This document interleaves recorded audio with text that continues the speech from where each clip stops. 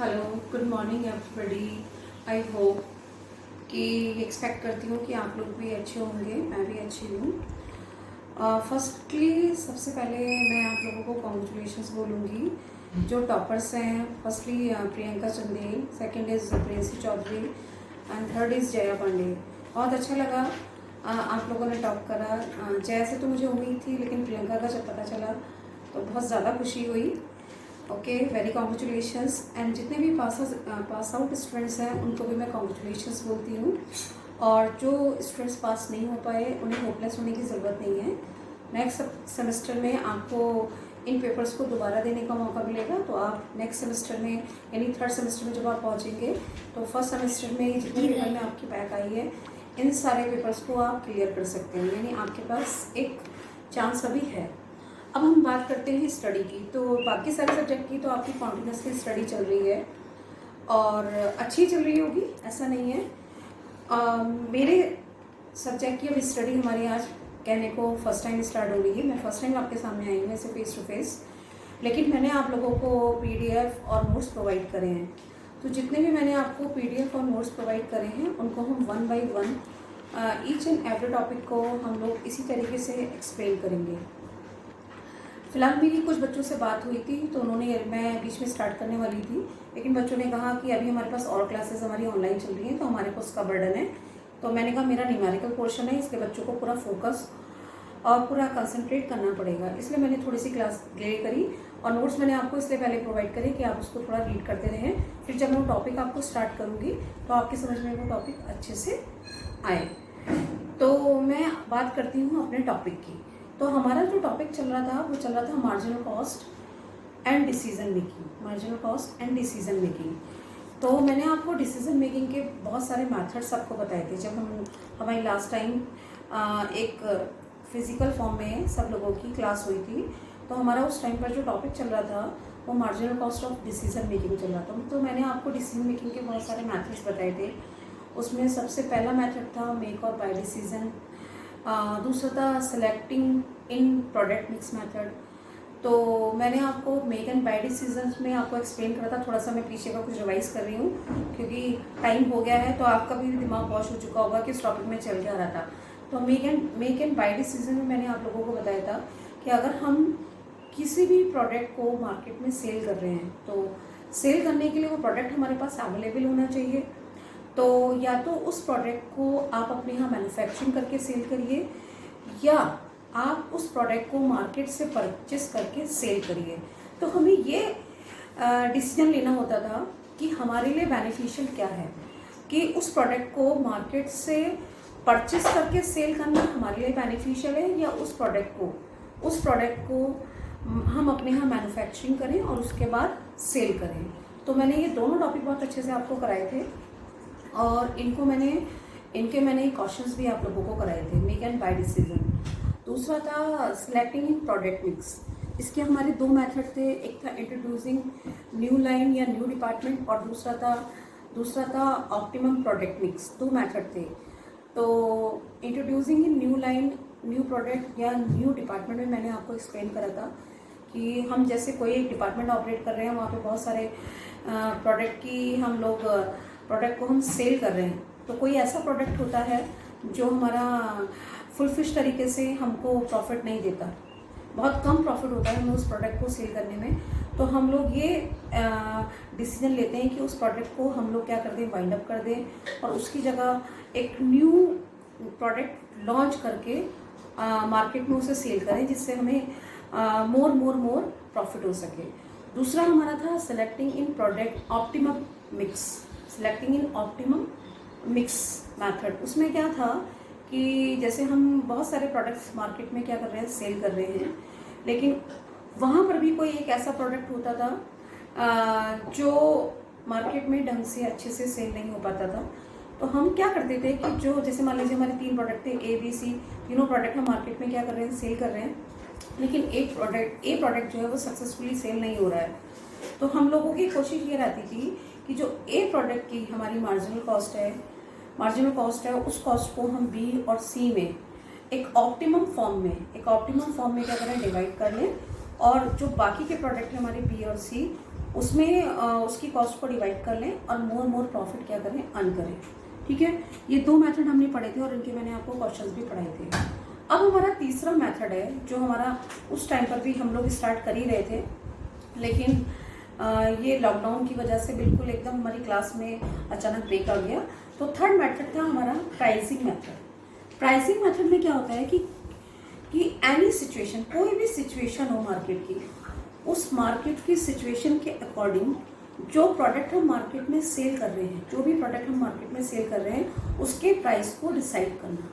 किसी भी सिचुएशन है, मार्केट की किसी भी सिचुएशन में जो भी प्रोडक्ट हम लोग सेल कर रहे हैं उसके प्राइस को डिसाइड करना। तो प्राइसिंग डिसीजन में यही बात मुझे क्या करनी है, एक्सप्लेन करनी है। तो सबसे पहले क्या है प्राइसिंग डिसीजन को मैं एक्सप्लेन करने जा रही हूँ। नॉर्मली ये एज्यूम करा जाता है कि लॉन्ग रन में किसी भी प्रोडक्ट या किसी भी आइटम का प्राइस नॉर्मली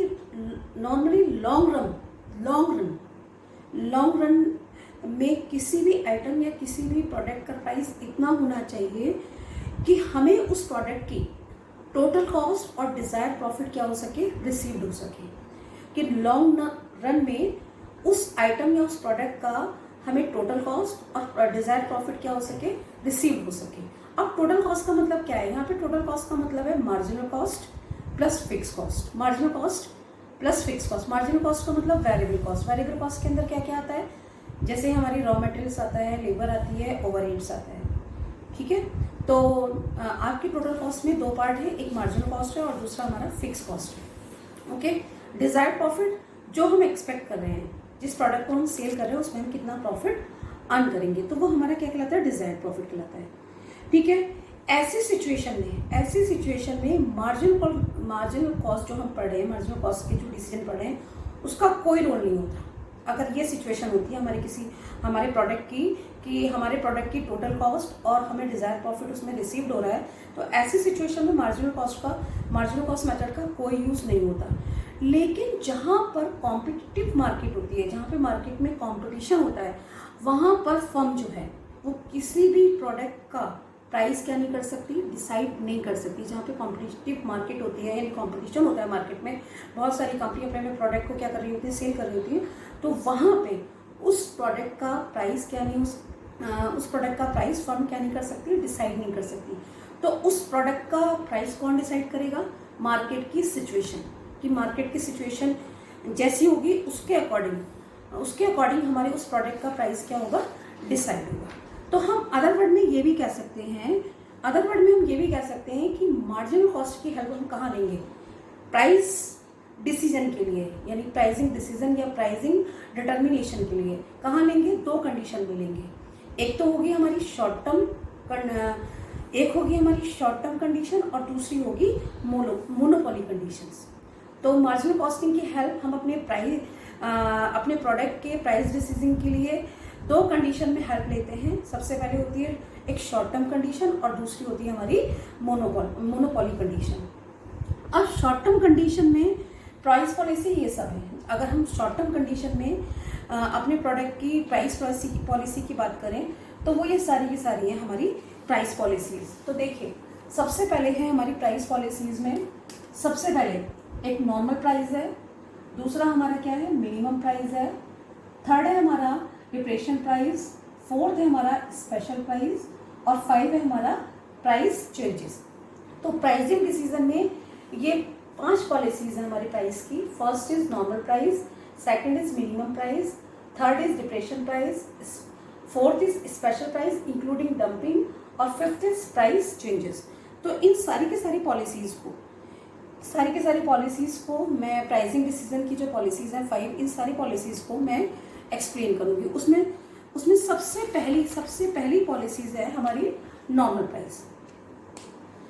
नॉर्मल प्राइस क्या है, नॉर्मल प्राइस जो है वो एक नॉर्मल प्राइस जो है आपका लॉन्ग रन नेचर का होता है। Long run nature, normal price जो है वो लॉन्ग रन नेचर का, यानी वो लॉन्ग टाइम पीरियड तक वो प्राइस हमारे मार्केट में क्या होगा, अपने प्रोडक्ट को कवर करेगा। लॉन्ग टाइम पीरियड तक अपने प्रोडक्ट के प्राइस को क्या करेगा, कवर करेगा। तो मार्जिनल कॉस्टिंग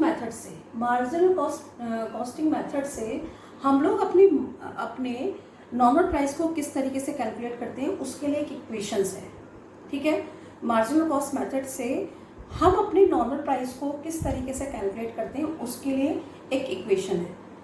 तो ये इक्वेशन क्या कहती है, ये इक्वेशन बोलती है कि सेल्स प्राइस किसी भी प्रोडक्ट का नॉर्मल प्राइस कैसे कैलकुलेट होता है कि उसका सेल्स प्राइस जो है वो उसके मार्जिनल कॉस्ट और कंट्रीब्यूशन के इक्वल हो। क्या कहता है, किसी भी प्रोडक्ट का नॉर्मल प्राइस हम लोग किस तरीके से डिसाइड करेंगे कि किसी भी प्रोडक्ट का नॉर्मल प्राइस के लिए उसका सेल्स प्राइस जो है वो मार्जिनल कॉस्ट और कंट्रीब्यूशन के इक्वल होना चाहिए। यानी मार्जिनल कॉस्ट का मतलब वेरिएबल कॉस्ट और कंट्रीब्यूशन का मतलब क्या है, fix cost plus profit.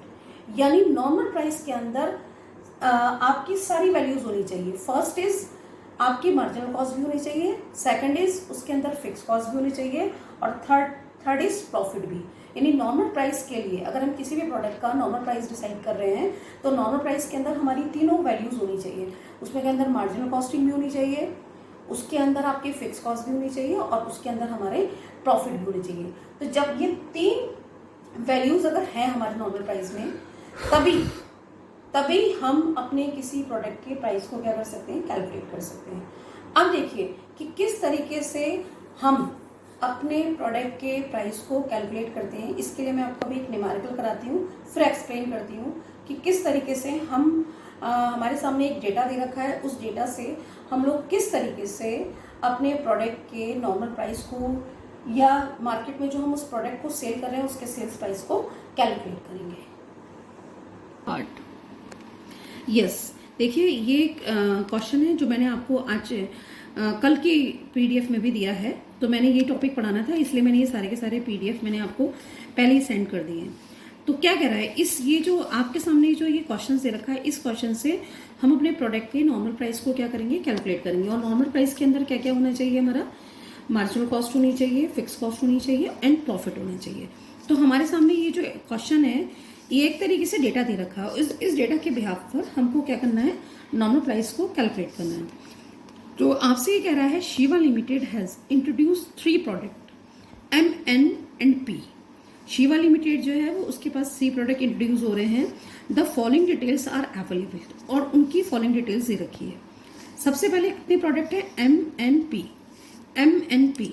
Okay, अब देखिए क्या क्या लिखा है, सिचुएशन क्या कह रहा है, यूनिट्स पर मशीन आवर।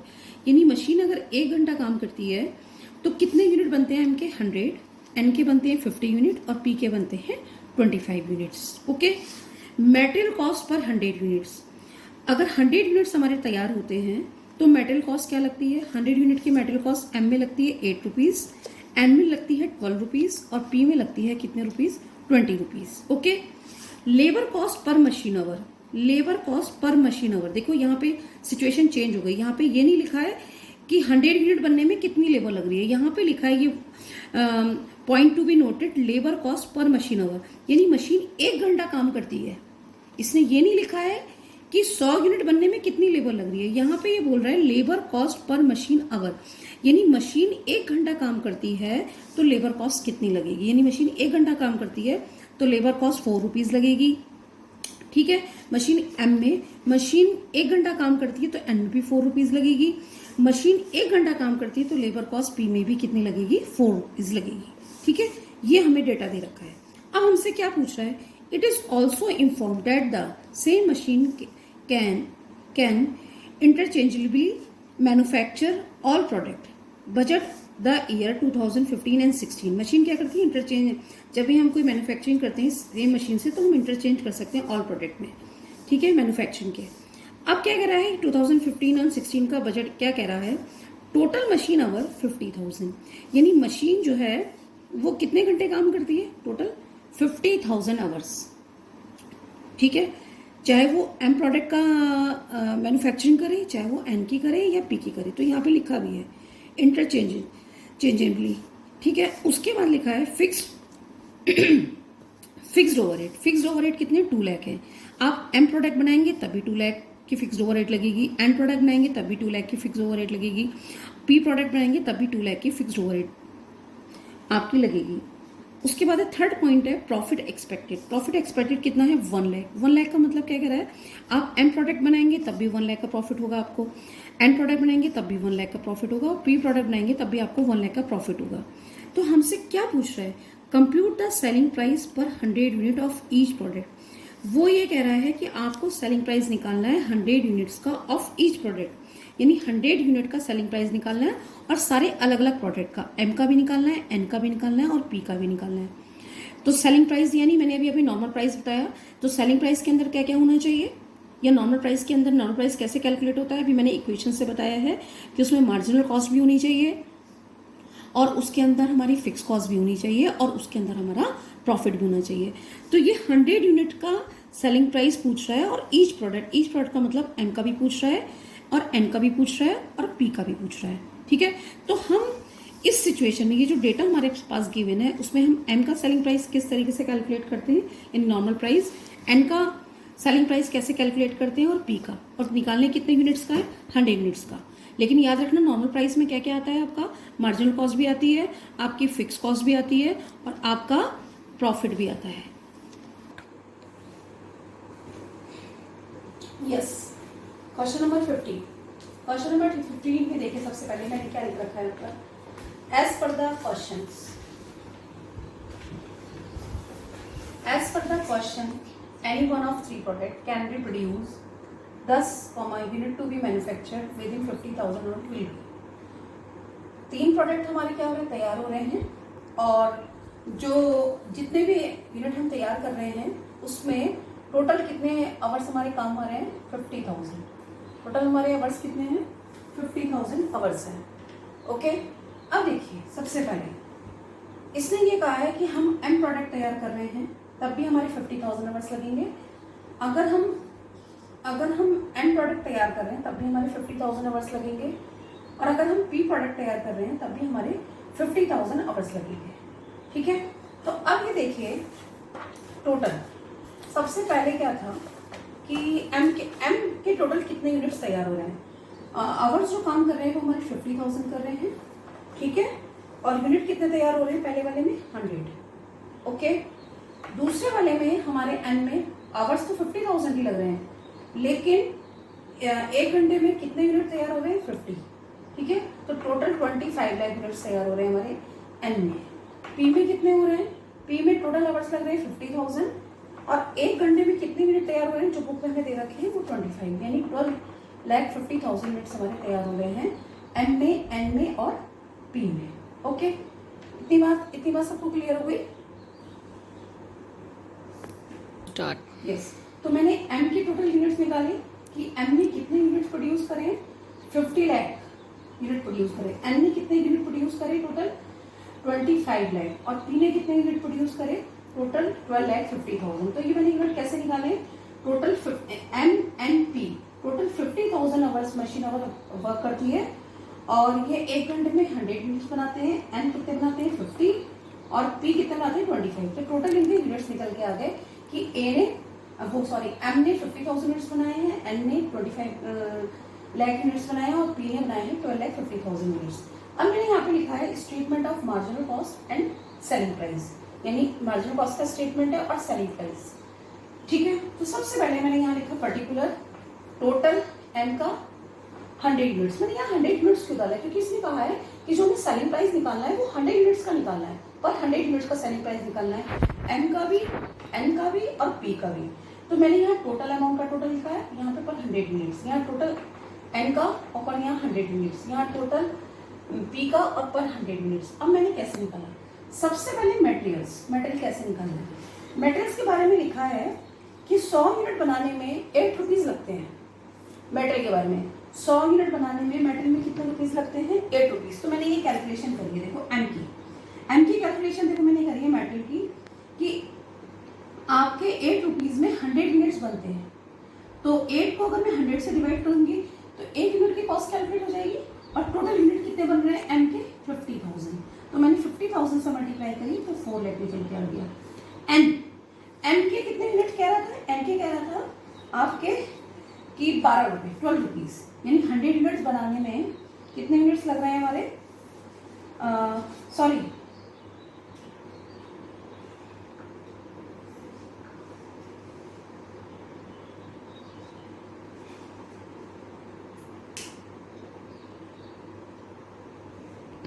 यस, मैंने भी बोला कि एम की अगर मैट्रिक कैलकुलेट करनी है तो 8 रुपीज़ लगते हैं 100 यूनिट बनाने में। टोटल यूनिट्स कितने हमारे प्रोड्यूस हो रहे हैं 50 लाख, तो 4 लाख रुपीज़ ये आ गए। एन के बनाने में कितने लगते हैं 12 रुपीज़ लगते हैं 100 यूनिट बनाने के। क्वेश्चन में एक चीज़ गिवन है कि 12 रुपीज़ जो लग रहे हैं 100 यूनिट्स के लग रहे हैं, तो टोटल यूनिट कितने प्रोड्यूस हो रहे हैं 25 लाख, तो 3 लाख रहेगा। इसी तरीके से पी के देखिए, पी के लग रहे हैं आपके 20 रुपीज़ और 100 यूनिट बनाने में, और टोटल यूनिट कितने बन रहे थे इनके, प्रोड्यूस कितने हो रहे थे 12,50,000, तो 12,50,000 लगे 2,50,000 ये हमारा निकल के आ गया। तो ये तीनों की लेबर कैलकुलेट होकर आ गई हमारी मेटेरियल एम की भी और एन की भी और पी की भी, और ये इनके 100 यूनिट की कॉस्ट आ गई 8 rupees 12 rupees 12 rupees and 20 rupees. ये क्वेश्चन में गिवन थी। अब हम बात करते हैं लेबर की। लेबर के बारे में कहा था इसने कि labour cost per machine our, labour cost per machine our, यानी लेबर की कॉस्ट जो है वो यूनिट के बिहाफ पे नहीं दे रखी है, वो मशीन आवर के बिहाफ पे दे रखी है। यानी 1 घंटा अगर मशीन काम करती है तो 4 रुपीज़ की लेबर लगती है। तो लेबर देखो कैसे कैलकुलेट होगी, लेबर इस तरीके से कैलकुलेट होगी एन की। 4 रुपीज़ लगते हैं, 4 रुपीज़ लगते हैं 1 घंटे लेबर के लिए। 1 घंटे की लेबर के 1 घंटे अगर मशीन आवर काम करती है, 1 घंटे मशीन आवर काम करती है तो 4 रुपीज़ लगते हैं। और कितने यूनिट तैयार होते हैं उसमें तैयार होते हैं 100 यूनिट्स। तो टोटल यूनिट हमारे कितने तैयार हो रहे हैं एम में 50,000, तो लेबर कितने की आ गई 2 लाख रुपीज़ की आ गई। फिर दोबारा मेरे पॉइंट को नोट करिए कि 4 रुपीज़ जो लगते हैं वो 1 घंटा मशीन काम करती है, मशीन आवर यानी 1 घंटा मशीन काम करती है तो 4 रुपये लगते हैं, यानी 4 रुपीज़ लगते हैं। और 1 घंटे में कितने यूनिट तैयार होते हैं हमारे 100 यूनिट, पहले वाले में हो रहे हैं 100 यूनिट्स। तो 4 को अगर मैं 100 से डिवाइड कर दूंगी तो 1 यूनिट की वैल्यू निकल जाएगी, और टोटल यूनिट कितने कंज्यूम वो प्रोड्यूस हो रहे हैं 50,000। तो 50,000 से मैंने मल्टीप्लाई करी तो 2 लाख आ गए, तो 2 लाख रुपीज़ की लेबर ये निकल के आ गई, ये आ गई 2 लाख रुपीज़ की लेबर। अब देखो एन का, देखो एन के बारे में भी यही कह रहा है कि 1 घंटा अगर मशीन काम करती है तो 4 रुपीज़ लगते हैं, और उसमें यूनिट कितने बन रहे हैं ऊपर लिखे हैं यूनिट 50। तो 1 घंटा अगर मशीन काम करती है तो 4 रुपीज़ लगते हैं, और 4 रुपीज़ में कितने यूनिट बनते हैं 50 यूनिट बनते हैं। ऊपर लिखा है क्वेश्चन में टोटल यूनिट कितने प्रोड्यूस हो रहे हैं 25 लाख, तो 25 लाख से हमने मल्टीप्लाई करी तो कितने आ गए 2 लाख, तो 2 लाख हमारी दूसरी वैल्यू ये आ गई। ओके, तीसरी देखिए पी की। पी के बारे में कह रहा है वही कि 1 घंटा अगर मशीन काम करती है तो 4 रुपीज़ लगता है, और उसमें कितने यूनिट तैयार होते हैं 25 यूनिट्स। तो 4 को अगर मैं 25 से डिवाइड कर दूंगी तो हमारा क्या निकल के आ जाएगा 1 यूनिट की कॉस्ट आ जाएगी, और टोटल हमारे यूनिट कितने प्रोड्यूस हो रहे हैं 12 लाख प्रोड्यूस हो रहे हैं। कितने हो रहे हैं 12 लाख प्रोड्यूस हो रहे हैं। ओके, तो ये हमारी अगली 2 लाख रुपए वैल्यू आ गई, ठीक है। लेकिन यहाँ पे ये चीज़ बड़ी इंपॉर्टेंट है, एक ये वैल्यू पर 100 रुपीज़ की वैल्यू कहाँ से आई, पर 100 यूनिट्स की वैल्यू ये कहाँ से आई, और ये 16 रुपीज़ पर 100 की वैल्यू कहाँ से आई, ये क्वेश्चन में गिवन नहीं थी, ये गिवन नहीं थी। तो ये मैंने इस तरीके से निकाली, देखो मैं यहाँ कैलकुलेशन करके दिखा रही हूँ। एम 2 लाख रुपीज़ जो है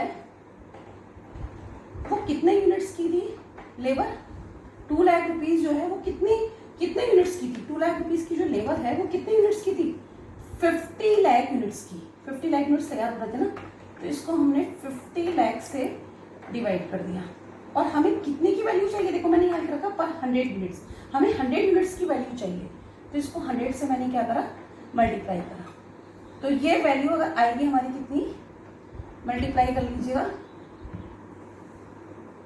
4 रुपीज़ पर 100 यूनिट्स, आप डिवाइड करके निकाल लेना। फिर दोबारा मेरी बात को सुनिए, 2 लाख रुपीज़ की जो लेबर है, 2 लाख रुपीज़ की जो लेबर है वो टोटल 50 लाख यूनिट्स को बनाने में लगी।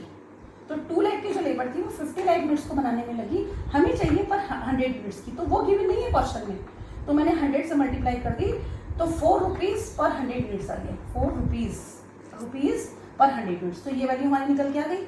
अब निकालो एन की भी ऐसे निकलेगी। एन की कैसे निकलेगी कि 2 लाख रुपीज़ की जो लेबर है वो कितने यूनिट बनने में लगती है 25 लाख, तो 25 लाख यूनिट से मैंने डिवाइड करा। 2 लाख रुपीज़ की जो लेबर हमारी कैलकुलेट होकर आई थी यहाँ से, ये कितने यूनिट की थी 25 लाख यूनिट की थी, तो मुझे चाहिए पर 100 यूनिट्स की, तो 100 यूनिट ये वाली जो चल रहा है कितनी आई आपकी, ये आई हमारी 8 रुपीज़, 8 रुपीज़ पर 100 यूनिट्स, अब एम एन हो गया, फिर पी का निकल, पी की कैसे निकलेगी, पी की कितने थी लेबर, 2 लाख थी, तो 2 लाख जो थी वो कितने यूनिट्स की थी, कितने यूनिट्स तैयार होते पी वाले, 12,50,000, तो 12,50,000 इंटू हमें चाहिए कितने की, 100 की चाहिए, तो इसे हम लोग क्या कर लेंगे, कैलकुलेट कर देंगे, तो ये हमारा आ गया 16 रुपीज़ पर 100 यूनिट्स, यानी लेबर जो है 100 यूनिट अगर हम तैयार करते हैं तो उसमें 16 रुपये लगते हैं, तो ये 16 रुपये। अब मैं आपको बताने जा रही हूँ, देखो मटेरियल और लेबर मिलके हमारी क्या बढ़ती है, मार्जिनल कॉस्ट, तो 4 लाख और 2 लाख मिलके हमारी 6 लाख क्या आ गई, मार्जिनल कॉस्ट आ गई, और ये पर 100 यूनिट्स की मार्जिनल कॉस्ट आ गई 12। इसी तरीके से एन की देखो 3 और 2 यानी 5 लाख हमारी मार्जिनल कॉस्ट आ गई, और पर यूनिट कितनी आ गई, 20 आ गई। इसी तरीके से पी की देखिए 2,50,000 और 2 लाख लेबर आ गई, 4,50,000 और पर यूनिट कितनी आई आपकी 36 आ गई। उसके बाद ये हमने इस पॉइंट को मार्जिनल कॉस्टिंग के जो निकाली हमने, इसको हमने ए पॉइंट नाम दे दिया। अब फिक्स कॉस्ट क्वेश्चन में गिवन है, तो फिक्स कॉस्ट कितनी है, 2 लाख, चाहे हम एम प्रोडक्ट बनाए या एन प्रोडक्ट बनाए या पी प्रोडक्ट बनाए, दोनों में कितनी है, 2 लाख है। एक बार याद रखना, फिक्स कॉस्ट कभी भी हमारी पर यूनिट या पर 100 यूनिट्स कैलकुलेट नहीं होती, तो इसलिए मैंने यहाँ पे कुछ नहीं लिखा है, यहाँ पे मैंने कुछ नहीं लिखा। फिक्स कॉस्ट कभी पर यूनिट या पर 100 यूनिट कैलकुलेट नहीं होती। फिक्स कॉस्ट आप चाहे 1 यूनिट को प्रोड्यूस करिए, 100 को करिए या 1000 करिए, फिक्स कॉस्ट हमेशा क्या होती है, नॉट चेंजेबल, वो चेंज नहीं होती। तो मैंने यहाँ पे 2 लाख फिक्स कॉस्ट डाल दी। अब इन्होंने प्रॉफिट की बात कही है, क्वेश्चन में लिखा है कि आप चाहे एम प्रोडक्ट बनाए या एन प्रोडक्ट बनाए या पी प्रोडक्ट बनाए, आपका प्रॉफिट हमेशा क्या होगा, 1 लाख होगा। तो 1 लाख का प्रॉफिट ये आ गया, 1 लाख का प्रॉफिट ये आ गया, 1 लाख का प्रॉफिट ये आ गया, इन दोनों को मैंने ऐड कर दिया, तो ये हमारा कितना आ गया, ये हमारा आ गया 3 लाख। क्या आ गया ये 3 लाख। फिक्स कॉस्ट और प्रॉफिट मिलके हमारा क्या बनता है, कॉन्ट्रीब्यूशन बनता है। क्या बनता है, कॉन्ट्रीब्यूशन। ये सब आप लोग जानते हैं, मैंने आपको सब पहले ही पढ़ा चुकी हूँ। फिक्स कॉस्ट और प्रॉफिट मिलके हमारा क्या बनता है, कॉन्ट्रीब्यूशन। ठीक है, तो ये जो है हमारा कौन सा पॉइंट हुआ, ये हमारा बी पॉइंट हुआ, कॉन्ट्रीब्यूशन। कौन सा पॉइंट हुआ, कॉन्ट्रीब्यूशन, यानी बी पॉइंट है हमारा। ओके, ये 3 लाख का कॉन्ट्रीब्यूशन आ गया एन का आ गया 3 लाख का, और पी का भी 3 लाख का कॉन्ट्रीब्यूशन आ गया, यानी टोटल हमारे ये वैल्यू आ गई। अब देखिए, अब मैंने यहाँ पे सेल्स प्राइस निकालना है, तो ए और बी को हमें क्या करना है, ऐड करना है। तो ए हमारा था 6 लाख और बी कितना था, 3 लाख, तो 9 लाख हमारा यहाँ पे सेल्स प्राइस आ गया। इसी तरीके से एन का देखो, एन का मार्जिनल कॉस्ट कितनी थी, 5 लाख थी, और आपकी कॉन्ट्रीब्यूशन बी कितना था, 3 लाख था, तो ये 8 लाख आ गया। उसी तरीके से आपका 4,50,000 हमारी मार्जिनल कॉस्ट थी और 3 लाख हमारा कॉन्ट्रीब्यूशन था। ठीक है, तो मार्जिनल कॉस्ट और कॉन्ट्रीब्यूशन मिलकर हमारी क्या आ गया, 7,50,000 आ गया 7,50,000। ओके, तो ये हमारा सेल्स प्राइस निकल के आ गया। अब ये 18 रुपीज ये कहां से आया, ठीक है, ये 18 रुपीज और यहाँ पे कितना आया, 32 रुपीज और ये 60 रुपीज, ये कहाँ से आया। तो ये बड़ी बात नहीं है, मैं इसको भी समझा दूंगी। ये कैसे निकाला मैंने 18 रुपीज कि सेलिंग प्राइस पूरा 9 लाख का था और 9 लाख का था और कितने यूनिट्स का था, ये 50 लाख यूनिट्स का था। तो 9 लाख को 50 लाख से डिवाइड कर देंगे और इंटू 100 से मल्टीप्लाई कर देंगे तो 18 आ जाएगा। ओके, इसी तरीके से क्या है कि 8 लाख जो हमारा सेलिंग प्राइस आया है वो कितने यूनिट्स का आया है, 25 लाख यूनिट का। तो 8 लाख को हम 25 लाख से डिवाइड कर देंगे और 100 से मल्टीप्लाई कर देंगे तो 32 आ जाएगा।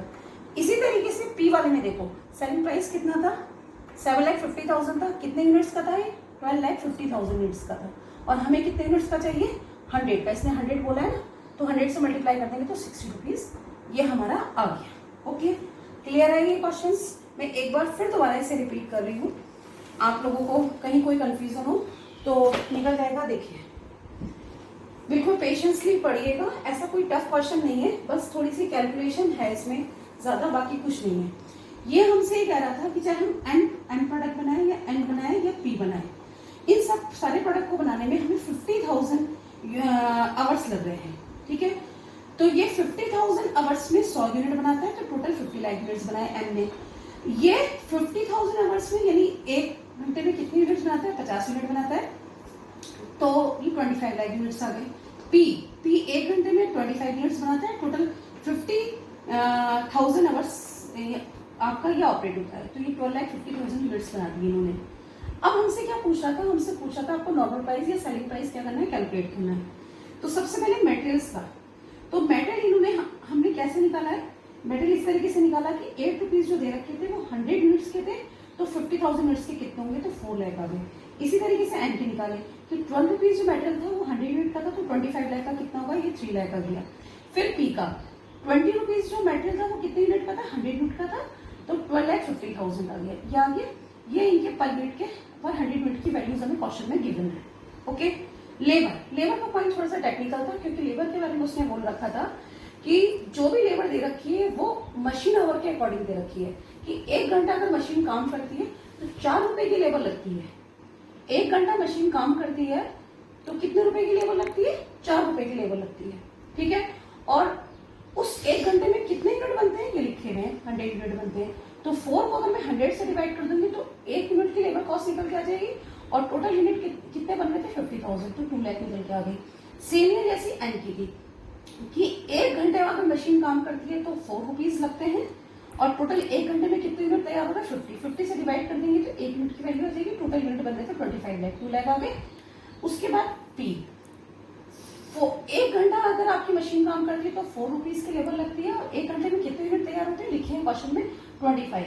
तो टोटल आपके कितने यूनिट तैयार हो रहे थे, 12,50,000, तो 2 लाख की लेबर आ गई। तो ये 2 लाख लेबर आ गई। अब ये प्राइस हमें गिवन नहीं था, 4 रुपीज, 8 रुपीज और 16 रुपीज, मतलब 100 यूनिट की लेबर के प्राइस हमें गिवन नहीं थे। 100 यूनिट जो पर 100 यूनिट्स हैं उसके लेबर के प्राइस गिवन नहीं थे, तो मैंने ऐसे निकाले एन के कि 2 लाख रुपीज की जो लेबर लग रही है वो 50 लाख यूनिट्स के लिए थी, तो 100 यूनिट के लिए कितने होगी, 4 रुपीज। ऐसी एन की कि 2 लाख रुपीज की जो लेबर लग रही है वो 25 लाख यूनिट हमारे की थी, तो 100 यूनिट की कितनी होगी। ऐसी पे की 2 लाख रुपीज की जो लेबर लग रही है वो 12,50,000 यूनिट्स की थी, तो 100 की कितनी होगी, 16। तो ये वैल्यू आ गई हमारी। इनको मेटेरियल और लेबर को दोनों को ऐड करा, तो इसको मार्जिनल कॉस्ट हमने बोला, इसे ए का नाम देंगे 6 लाख, ये पर यूनिट वैल्यू पर 100 यूनिट वाली वैल्यू ली, ये 5 लाख आया, ये 4,50,000 आया। इसे मैंने डबल लाइन करके क्रॉस कर दिया, क्लोज कर दिया। ठीक है, फिर हमने ली फिक्स कॉस्ट और प्रॉफिट क्वेश्चन में गिवन था, यानी 2 लाख की फिक्स कॉस्ट थी, 2 लाख की फिक्स कॉस्ट थी, 2 लाख की फिक्स कॉस्ट थी। तीनों में से कोई सा प्रोडक्ट तैयार करें वहां 2 लाख की फिक्स कॉस्ट आएगी। प्रॉफिट 1 लाख, कोई सा प्रोडक्ट तैयार करें 1 लाख का प्रॉफिट था। मैंने फिक्स कॉस्ट और प्रॉफिट को ऐड करा तो ये कॉन्ट्रीब्यूशन बन गया, कॉन्ट्रीब्यूशन को मैंने बी का नाम दिया। इसी तरीके से मैंने एन का और पी का निकल दिया।